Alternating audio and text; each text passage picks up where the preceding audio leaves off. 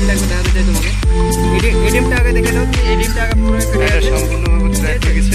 So guys এটা হচ্ছে আমাদের 3 নম্বর মানে মিথ, ঠিক আছে। এই মিথে কি দুটো ডিম এভাবে মারলে যেমন একটা ফাটবে আর একটা থেকে যাবে। তো এই মিথটা ট্রাই করার জন্য আমি হাদিগুলকে দিয়ে দিলাম দুটো ডিম। অ্যান্ড তুমি এখন ট্রাই করে দেখাও, মানে দেখাও যে মানে একটা ফাটবে আর একটা ফাটবে না এই মিথে। ট্রাই করে দেখি। হ্যাঁ তুমি যেমন হবে। বাহ, ও দুটো ফেটে। এই ডিমটা একবার দেখাতে চাই তোমাকে। এই ডিমটা আগে দেখে দাও তুমি, এই ডিমটা আগে পুরো ফেটে এটা গেছে, সম্পূর্ণভাবে ক্র্যাক হয়ে গেছে আর একটা এটা এখনো মানে ফাটেনি। হ্যাঁ। সো গাইজ তোমরা দেখতে পেলে দুটো ডিমের মধ্যে একটা ডিম পুরো ভেঙে গেছে।